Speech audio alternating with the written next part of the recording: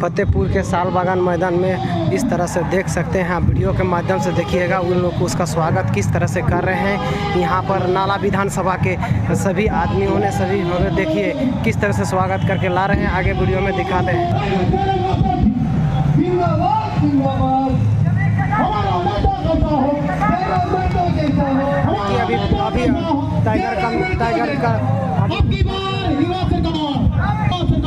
अभी टाइगर पहुंच गए हैं।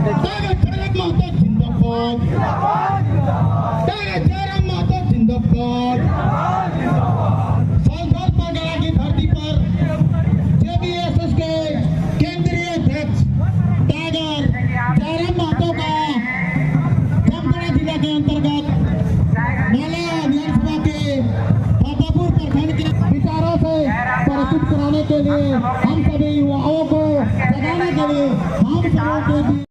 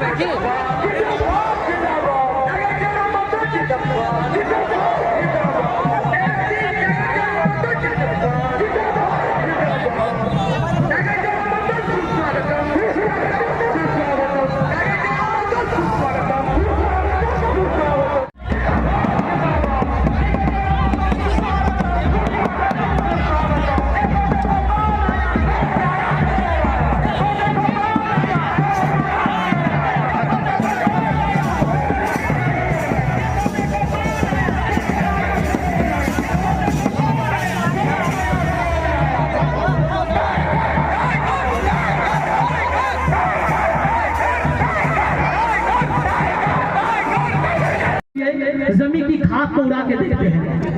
हवा के रुख है किधर ये जांचने के लिए जमीन की खाद को उड़ा के देखते हैं। सुना है मोहम्मद अजहर बहुत अच्छे बोलते हैं, अगर ये सच है तो हम इन्हें बुला के देखते हैं सिर्फ 2 मिनट में। मानव से कितनी मोहब्बत करते हैं। भोर होने वाला है, गर्जन सुन रहा हूँ, कोई टाइगर आने वाला है। मत डरो अंधियारों से, भोर होने वाला है, गर्जन सुन रहा हूँ, कोई टाइगर आने वाला है। जल रहा है झारखंड, शासन हिलने वाला है। आज हमने अपने कानों से सुना है झारखंड विधानसभा में एक टाइगर आने वाला है। आपको हम इसी सम्मान में कहेंगे जी हाँ दोस्तों, सही पहचाना, हमारे यहाँ दिल अजीज, खास गौरवशाली युवा दिलों के धड़कन, झारखंड का भविष्य, झारखंड युवाओं के मसीहा, हमारे रात के सबसे लोकप्रिय नेता टाइगर जयराम महतो जी को मैं मंच पर आमंत्रित कर रहा हूँ इस अंदाज में कि नजर ने छेड़ा है दिल का तराना, नजर ने छेड़ा है दिल का तराना, जरा सा भी गम ना हो इस तरह से आना दादा कोई। जामताड़ा जिला नाला विधानसभा के फतेहपुर प्रखंड के इस साल बागान मैदान में जितना झन आज आइले भाषा बुझे पावा है ना,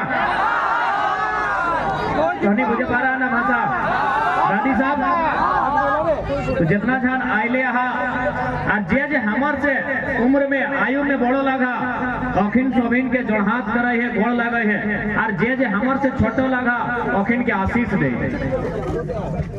तो सबसे पहले आप जो यहाँ आए हैं, जाहिर सी बात है आपके मन में कोई ना कोई सवाल होगा कि भाई आखिर क्या कारण है कि आज इतनी भीड़।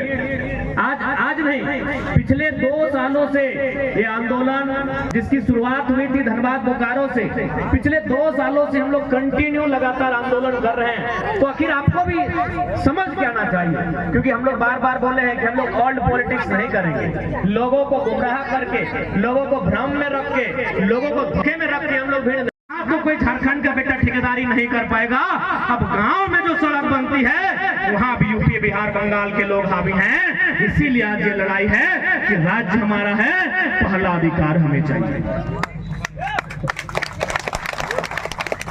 आज जामताड़ा को प्रसिद्ध माना जाता है साइबर क्राइम के लिए। यानी भले साइबर क्राइम अपराध है, हम साइबर क्राइम का समर्थन नहीं करेंगे, लेकिन इस बात की चर्चा करेंगे जो साइबर क्राइम करने वाले लोग हैं उनके पास दिमाग तो होगा।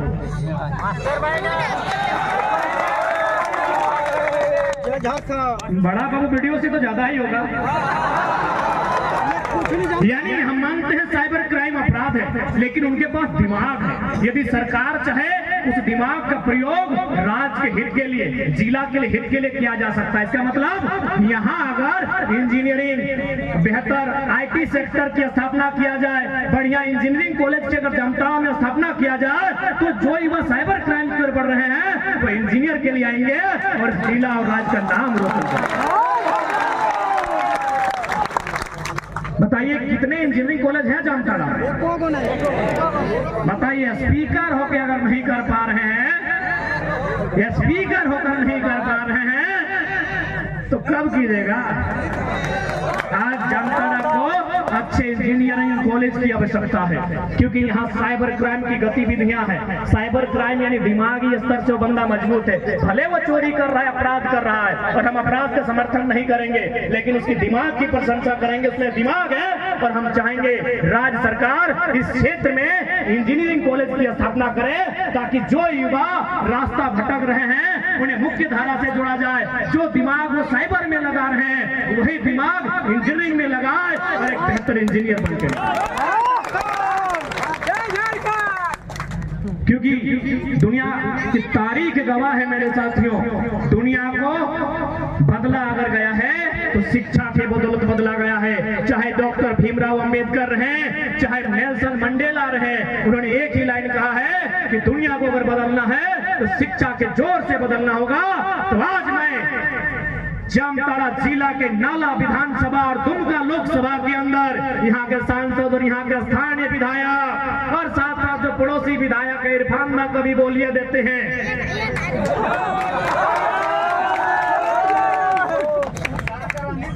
और सारठ भी सटा हुआ है रणधीर सिंह जी को बोल देते हैं, साइबर क्राइम का बड़ा सपोर्ट करते हैं कि आज इस क्षेत्र को शिक्षा की आवश्यकता है, आज इस क्षेत्र को स्वास्थ्य की आवश्यकता है। आज इस क्षेत्र में बहुत सारी जगह सुने काजू का बागान है, काजू बागान है ना, ऐसे के काजू बागान আছে ना, तो এই गवर्नमेंट के चाहे कि काजू बागान खातिर একটা प्रोसेस यूनिट, जो काजू का जो विधि होता है उसको फिल्टराइजेशन करने का, उसको निखारने का एक प्रोसेस यूनिट की स्थापना किया जाए। अभी मान के चले काजू यहाँ बहुत भारी संख्या में मिलता है। अब गुजरात का सेठ लोग आता है, क्योंकि झारखंडी के पास इतना दिमाग नहीं कि वो काजू बेचेगा। झारखंड के आदमी को हमेशा बहला के फुसला के रखा गया है। गुजरात का सेठ लोग आता है, हमको सूचना मिला है और एक अधिकारी ने सूचना दिया है।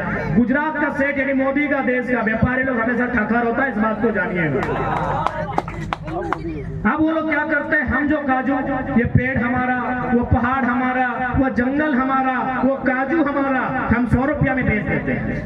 100 रुपया में बेचते हैं, कहीं कहीं 40-50 में बेचते हैं। अच्छा एक बात बताइए, काजू तो आप लोग, क्योंकि झारखंडी लोग तो काजू खाने के में सक्षम है नहीं, कितना रेट है काजू का?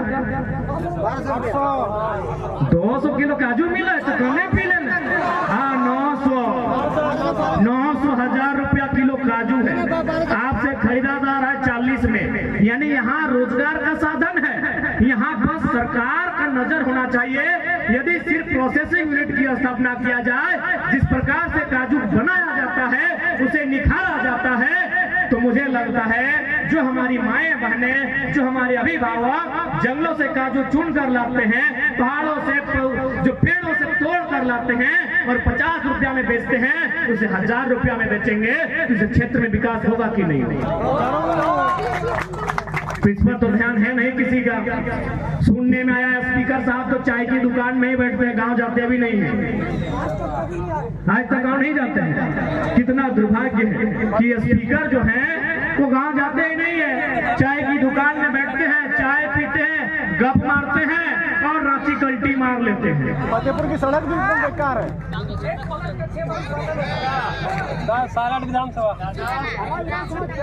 इसलिए आज हम लोग इसीलिए आंदोलन कर रहे हैं कि हमारे जो लोग हैं उन्हें पढ़ने के लिए एक अच्छा कॉलेज हो, वहाँ हमारी अच्छे से पढ़ाई लिखाई हो, फिर जाके एक अच्छा अस्पताल हो जहाँ हमारे लोगों का इलाज ठीक ठाक हो, और काम करने के लिए हमारी जगह हो।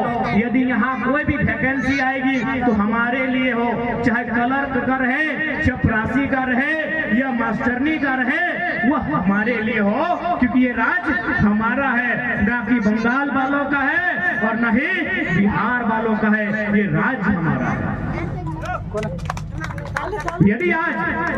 यदि आज हम लड़ाई नहीं लड़ते हैं, क्योंकि जामताड़ा में अभी जमीन अधिग्रहण नहीं हुआ है, लेकिन एक बात याद रखिएगा, ये झारखंड है और कहा जाता है ना कि हमर हिया सोना चांदी तोपल जुड़े जो, यानी किस पेड़ के नीचे खजाना है, किस पहाड़ के नीचे खजाना है, कोई नहीं जानता है।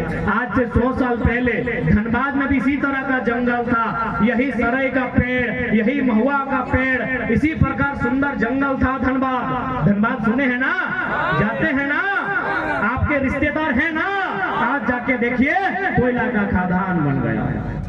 आज वहाँ के लोग बीमारी में, आज वहाँ के लोग भुखमरी में है, आज वहाँ के लोग तंगहाली में है, इसलिए झारखंड है।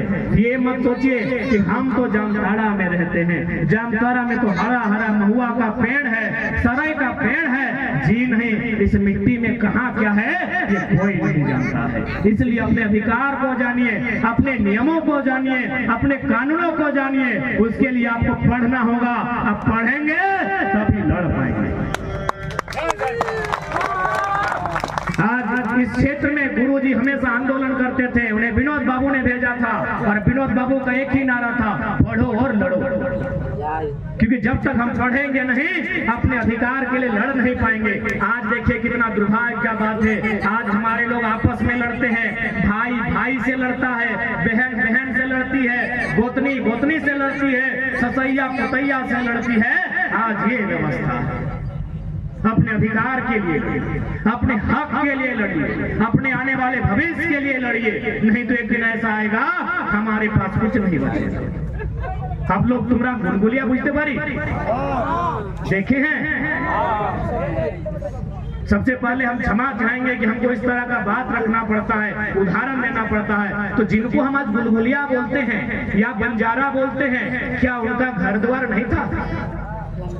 खाना जिनको आज हम लोग गुलगुलिया बोले, वाके बंजारा बोले, माने आज के एक खाने था के काल के वही खाने था के, आज की यही दीजिए काल की वही दीजिए, माने घूमने उनका काम होता है। तो क्या उनका घर नहीं था? घर था उनका भी जमीन था जैसे हमारे पास है, उनका भी माँ भाई बहन सब था, लेकिन आज कुछ भी नहीं है। क्या हुआ उनके साथ? ना आज जो झारखंड के साथ हो रहा है। सबसे पहले उनका जमीन लिया गया होगा। क्यों लिया गया होगा?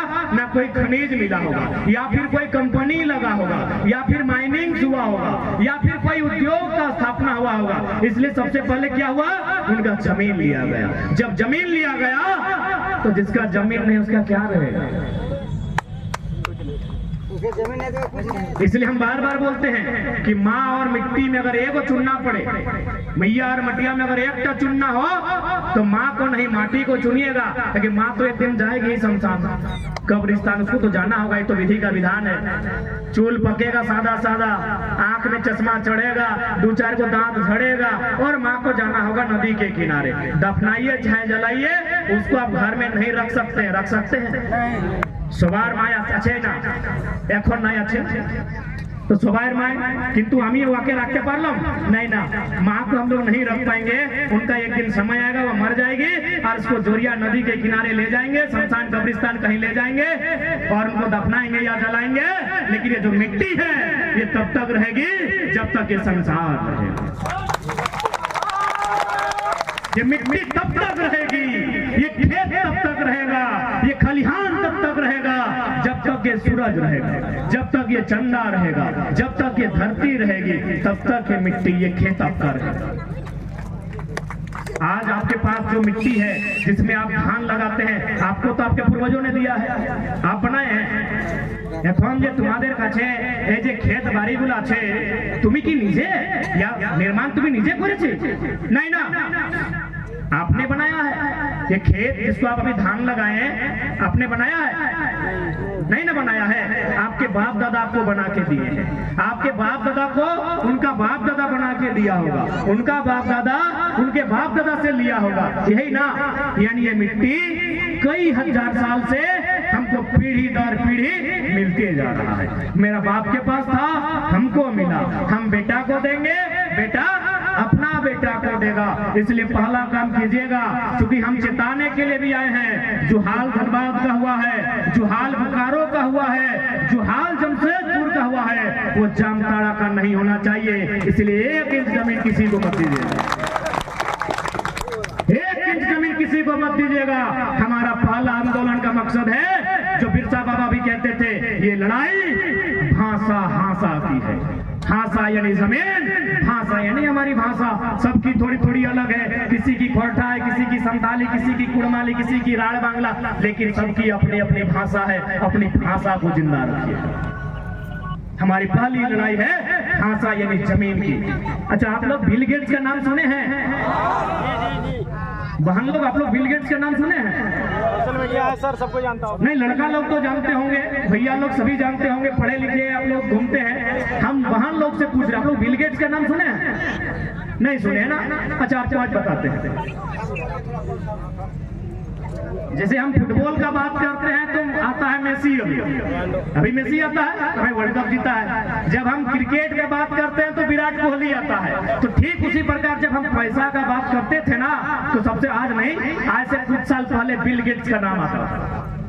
यदि हम पैसा का बात करें तो सबसे पहले बिल गेट्स, यानी दुनिया का, पूरी दुनिया का सबसे अमीर आदमी, सबसे अमीर आदमी था दुनिया का वो। आज वो दुनिया का सबसे अमीर आदमी नहीं है, तो क्या हुआ? उसका पैसा किसी ने चोरी कर लिया क्या? आपको लगता है कि बिल गेट्स का पैसा चोरी होगा? जी नहीं, उसका पैसा किसी ने नहीं चोरी किया। बिल गेट्स ने माइक्रोसॉफ्ट के वो संस्थापक थे, यानी माइक्रोसॉफ्ट का कुछ हिस्सा बेच दिया है, और बदले में क्या लिया पता है? सोना, चांदी। क्योंकि हम लोग यही करते हैं, बाप का जमीन बेच के सोना खरीदते हैं, मोबाइल खरीदते हैं, साड़ी खरीदते हैं, धोती खरीदते हैं, 4 चक्का खरीदते हैं, मार्बल और टाइल्स वाला घर बनाते हैं। यही करते हैं ना? बाप का जमीन बेच के हम लोग यही करते हैं। बिल गेट्स ने सोना चांदी नहीं खरीदा, माइक्रोसॉफ्ट को बेचकर जमीन खरीदा है। मेरे साथियों, याद रखिएगा। अरे दुनिया का सबसे अमीर आदमी, अगर इस ग्राउंड में पैसा बिछा देंगे ना, ये ग्राउंड नहीं हटेगा, इतना पैसा उसके पास था। इतना बड़ा मैदान, अगर वो एक एक को नोट बिछा देगा, ये ग्राउंड कम पड़ जाएगा, इतना पैसा था। लेकिन वो आदमी क्या किया? सोना नहीं खरीदा, चांदी नहीं खरीदा, R15 नहीं खरीदा, ये बड़का स्क्रीन टच मोबाइल नहीं खरीदा। वो आदमी क्या खरीदा? जमीन खरीदा। कितना खरीदा पता है? 3 लाख एकड़। 3 लाख एकड़, यानी अगर आपको वर्ग किलोमीटर में निकालना है, 247 से भाग दीजिए, 1000 से ज्यादा वर्ग किलोमीटर, यानी एक जिला के बराबर, एक जिला के बराबर।